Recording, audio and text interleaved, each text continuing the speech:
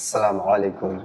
আজ একটি এমন ঘটনা শোনাবো, সেটি হচ্ছে বেলাল রাদিয়াল্লাহু তাআলা আনহু। বেলাল রাদিয়াল্লাহু তাআলা আনহু অনেকজন মিথ্যা হাদিস, ভুয়া হাদিস বয়ান করে। আজ শাইখ মতিউর রহমান মাদানী হাফেজাহুল্লাহ খুবই কষ্টের হাদিস, বেলাল রাদিয়াল্লাহু তাআলা আনহু জালেমরা কিভাবে কষ্ট দিয়েছিল, আর আমরা পবিত্র মাহে রমজানকে তার ইসলামকে পালন করছি না, সঠিকভাবে সিয়াম রাখছি না।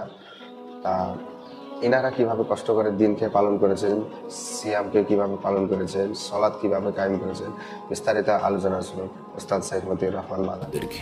মক্কার মুশরিকেরা বিভিন্ন ভাবে এমন শাস্তি দিত, এমন নির্যাতন করত যে এসব কথা শুনলে, দেখা তো দূরের কথা, দেখার সেই যুগ নেই, শুনলে আপনার শরীর শিউরে উঠবে এবং অন্তর কলিজা টুকরো টুকরো হয়ে যাবে। এত তারা জুলম অত্যাচার করত। আজকে কি জুলম অত্যাচার হচ্ছে? চরম জুলম অত্যাচার করেছে তারা ইসলামের প্রথম যুগে। রাসূলুল্লাহ সাল্লাল্লাহু আলাইহি ওয়াসাল্লামের চোখের সামনে, রাসূলুল্লাহ জীবদ্দশায় এইভাবে তারা জুলম অত্যাচার করেছে। বেশ কিছু নাম আজকে উল্লেখ করব, যারা মজলুম ছিলেন, যারা নির্যাতিত ছিলেন, যারা অসহায় ছিলেন, যাদের ওপর জুলমের পাহাড়, জুলমের পাহাড় তাদের ওপর তুলে ধরা হয়েছে এবং তাদেরকে পিষে দেওয়ার চেষ্টা করা হয়েছে। তাদের এক নম্বরে হচ্ছেন বেলাল বিন রাবাহ রাদিয়াল্লাহু তাআলা আনহু, যিনি ছিলেন হাবাসী, আবেশিনিয়া, হাবাসার লোক, কালো মানুষ। দেখার দিক থেকে কালো মানুষ, কিন্তু আল্লাহর কাছে সবচেয়ে ভালো মানুষ বলতে হবে, যাকে রাসূলুল্লাহ সাল্লাল্লাহু আলাইহি ওয়াসাল্লামের মাধ্যমে আল্লাহ রাব্বুল আলামিন মসজিদে নববী, যেটা রাসূলুল্লাহ সাল্লাল্লাহু আলাইহি ওয়াসাল্লামের মোবারক হাত দিয়ে তৈরিকৃত মসজিদ, সেই মসজিদে মুয়াজ্জিন হিসেবে আল্লাহ বাছাই করেছেন। এই বেলাল রাদিয়াল্লাহু তাআলা আনহু গোলাম কিতদাস ছিলেন উমাইয়া বিন খালাফ জুমাহির। মক্কার বড় একজন কাফের নেতা ছিল উমাইয়া বিন খালাফ। এই উমাইয়া যখন জানতে পারলো যে তার এই দাস গোলাম ইসলাম কবুল করেছে, তখন তার গলায়, বেলালের গলায় রশি বাঁধত। রশি বেঁধে বাচ্চাদের হাতে, নাবালক বাচ্চাদের হাতে দিয়ে রশি ধরিয়ে দিত, আর ওদেরকে টান, রাস্তায় রাস্তায় টেনে নিয়ে না। মক্কার রাস্তা চিন্তা করেন, 1400 বছর পরেও আজকে পাথর আর পাথর, তাহলে সেই যুগে কি অবস্থা ছিল? যদি এখনো কত রোড রাস্তা হয়েছে, তারপরও পাথর আর পাথর, কোনো মাটি নেই যে কোনো নরম জায়গা। তাহলে সেই সময় চারিদিকে যে বাইতুল্লাহ পাহাড় পর্বত দিয়ে আর পাথর দিয়ে ঘেরা, এই পাথরের উপর গলায় রশি বেঁধে বেলাল রাদিয়াল্লাহু তাআলা আনহুকে টানা হইত। বাচ্চারা নিয়ে খেলা করত, মজা নিত। আর কাফের নেতারা দাঁড়িয়ে থাকতো আর বলতো যে ফিরে আয়, এখনো ফিরে আয়, এখনো স্বীকার কর, বাপদাদা ধর্মের দিকে ফিরে আয়। তিনি বলতে থাকতেন আহাদুন আহাদ, আহাদুন আহাদ, আল্লাহ আহাদ, আল্লাহ এক। আমি এক ছাড়া দুই বলতে পারবো না, এক ছাড়া তিন বলতে পারবো না, এক ছাড়া বহু এলা লাত উজ্জা মানাত বলতে পারবো না, আমি শিরক করতে পারবো না। দুপুরবেলা তাকে নিয়ে বেরিয়ে যেত প্রচন্ড রোদের সময়, এবং তাকে তার পিঠের ভরে উত্তপ্ত সেই পাথরের ওপর আর পাথরের জমিনের ওপর শুয়ে দিত, আর বুকের ওপর ভারী পাথর চাপিয়ে দিত। এইভাবে তাকে শাস্তি দিত।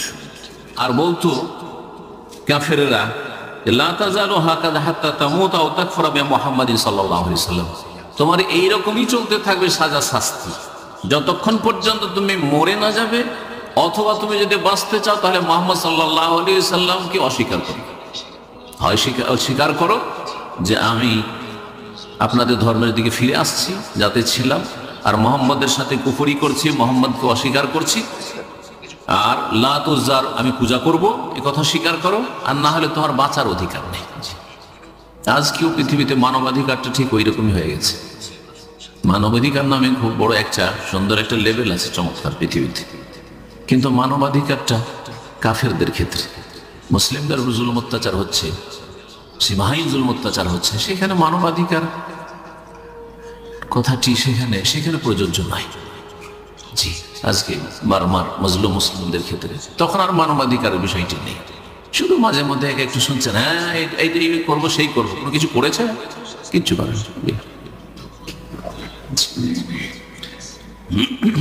আর করবো না যতক্ষণ পর্যন্ত মুসলিমরা শক্তিশালী না হবে। হ্যাঁ, শক্তিশালী হইতে হবে।